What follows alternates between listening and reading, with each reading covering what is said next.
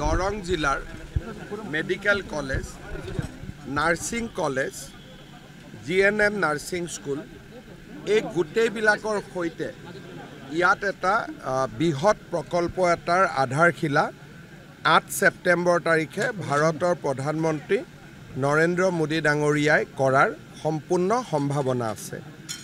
মোদী ডাঙৰীয়া সিদিনাখন ৰাতিপুৱা নুমলীগড়, দুপৰীয়া মঙলদৈ আৰু গধূলি ভূপেন হাজৰিকাৰ 100তম জন্ম শতবাৰ্ষিকীৰ অনুষ্ঠানত যোগদান কৰিব। আমাৰ বাবে নিশ্চিতভাৱে গৌৰৱৰ বিষয়। আমি যদি চাব যাওঁ যে শোণিতপুৰ জিলাত থকা অৱস্থাত দৰং এটা মহকুমা আছিল।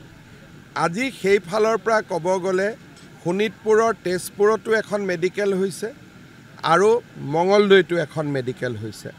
ভৱিষ্যতে ওদালগুৰিতো মোৰ এখন মেডিকেল কৰাৰ ইচ্ছা আছে। এই আধাৰশিলা স্থাপনৰ অনুষ্ঠানটো খুব সুন্দৰভাৱে যাতে হ'ব পাৰে, আমি আজি মঙলদৈত যিটো স্থানত মেডিকেল হ'ব তাকো চাব খুজিছিলোঁ আৰু কুৰুৱাটো অতিৰিক্ত স্থান এটা চাব খুজিছিলোঁ।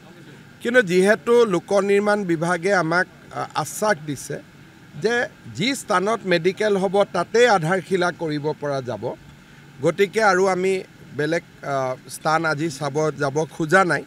কিন্তু একেটা অনুষ্ঠানৰ পৰা প্ৰধানমন্ত্ৰী ডাঙৰীয়াই নাৰেংগী কুৰুৱাৰ দলঙৰো আধাৰশিলা কৰিব আৰু গুৱাহাটীৰ ৰিং ৰোডৰো আধাৰশিলা কৰিব।